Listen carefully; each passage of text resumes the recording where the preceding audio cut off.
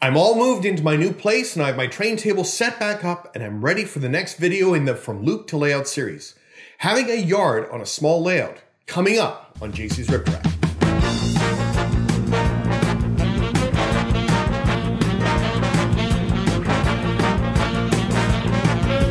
Hi there, my name is John and welcome to JC's Rip Track, a place for advice and tips on adding realism to your model trains or modeling anything for that matter. If you're looking for ways to transform your plastic models into something that looks like it belongs on the rails today, then click on subscribe and that little bell icon to receive a notification every time there's a new video. How many of you have a yard on your layout? Is it a centerpiece? Do you use it for staging? Have you ever had one on a small layout? Let me know in the comments section below. In the last video in this series, I talked about the puzzle of switching operations and showed how even a small 3-track configuration adds a lot of interest to a layout.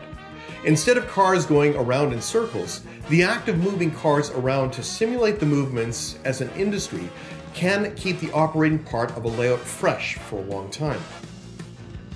Now on the layout, we have an interchange track, a handful of industry tracks, including that larger one that can double as a puzzle.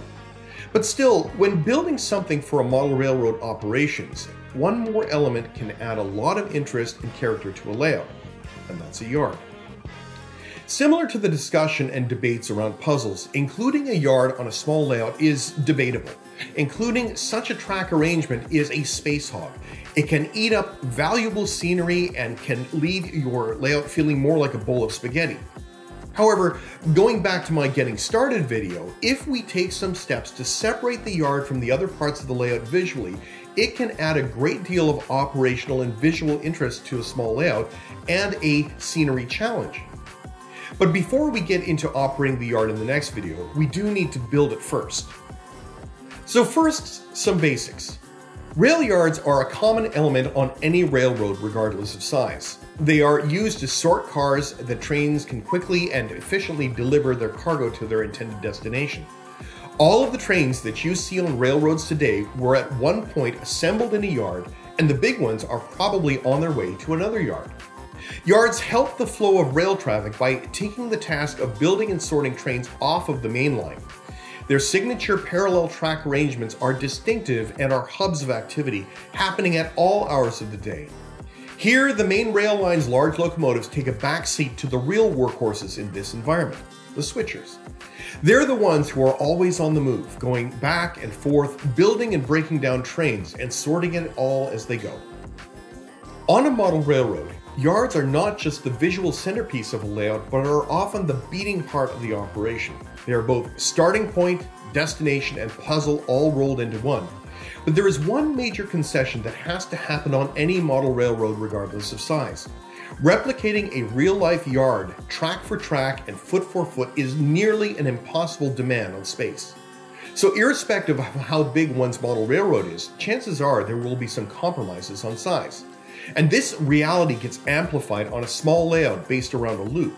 It's still doable, and that's what I'm going to show you today. Before I get too far, one book essential for understanding, designing, and building yards on a layout is The Model Railroader's Guide to Freight Yards by the late Andy Sperandeo, put out by Kalmbach Publishing, the publisher of Model Railroader. It gets into all of the detail on the yards in a way that I can only touch on here, and I've included a link for it below. If you don't already have it, it should be one that you should have on your shelf. Using both the inspiration from the original article that generated this series and the Freight Yards book, I wanted to create a small functional yard that would work on my layout as part of the operational plan that I've been developing over the past few videos. This time, instead of a train coming from outside the layout to switch the industries, the yard takes on that role, and I'll show how that works later in the next video. But I have to build the yard and build it to be operational and fit in the space. And now that I was in my new house, I rebuilt the layout to what I originally had in the previous videos. Well, mostly. I decided to add another small industry spur that crossed over the larger industry puzzle's lead for some additional interest.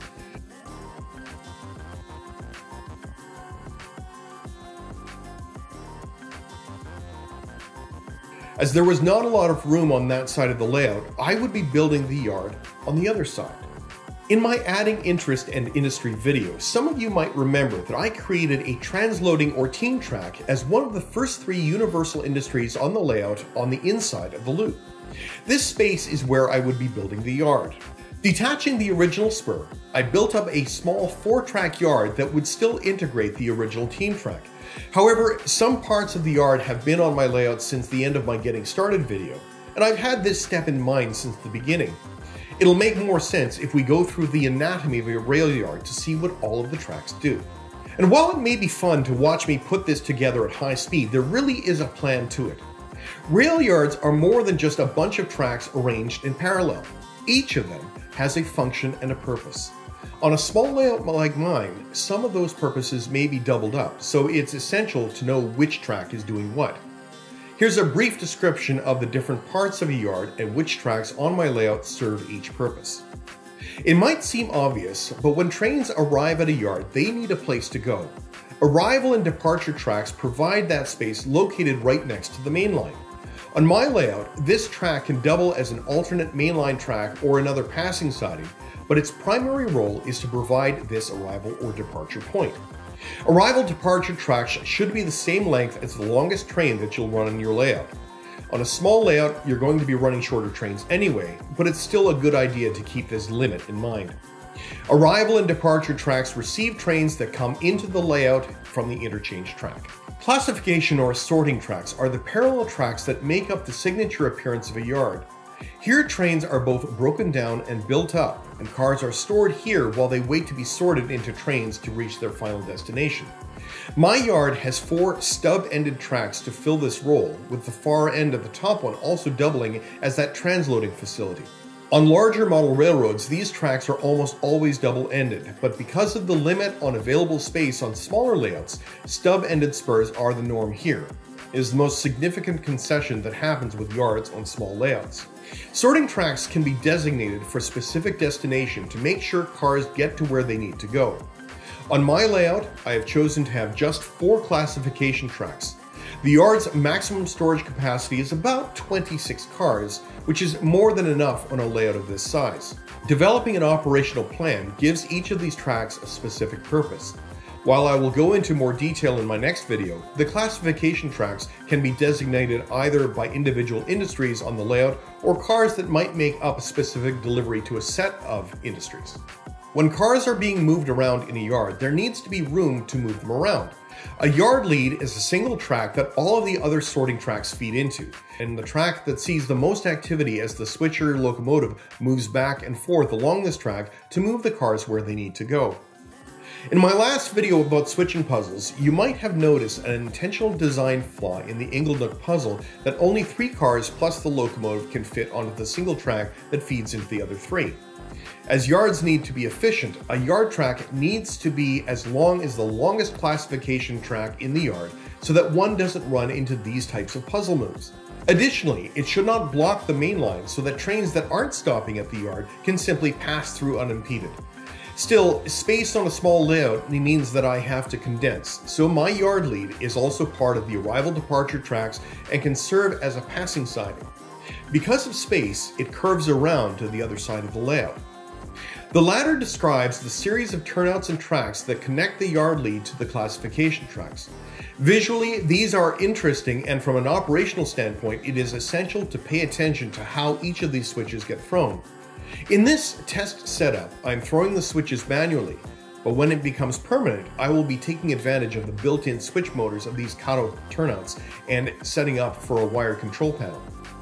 In many yards, you often see what appears to be a track that runs parallel to the ladder. In older yards, this gained the label of caboose track, where the end-of-train crew cars would be stored and picked up as trains would leave the yard. Many modern yards have kept the caboose track to provide locomotive space to bypass the ladder. On a model railroad, the caboose track can also serve as a runaround track if necessary. At the top of the ladder, I have included a pair of tracks that could serve almost any purpose. They could provide an access point for repair and place facilities called a RIP track, where this channel gets its name from, or even a small industry adjacent to the yard. For this video and for the next one, I'm going to call these locomotive tracks, where the locomotives on the layout can sit while not part of an active train. Here they can also be serviced, repaired, and simply sit idle. When needed, they can quickly move into position without interfering with the operation of the yard. With the yard now built, the layout track plan is nearly complete, and I can now develop a functional operational plan that integrates this new yard with the whole layout. In the next video in this series, I'll show you how I do that. Unlike this video, however, you won't be waiting as long for the next one, as I had initially planned this video to cover both building and operation. I just need to get some trains on the layout, set up an operating scheme, and then get my little engineer ready to roll. So while this series isn't quite my usual weathering fare, I thought that this could help anyone getting started in the hobby. Plus, it has me building and operating my own layout, especially after my big move. If this is something that you find helpful, then please click on subscribe and the little bell icon that appears if you want to be notified anytime I put out a new video. If you click on the show more in the area below this video, you can check out some of the helpful links either on social media or my Amazon page that feature some of the track that you see here if you can't find them at your local hobby shop. So thanks so much for watching, good luck, and may you keep on track.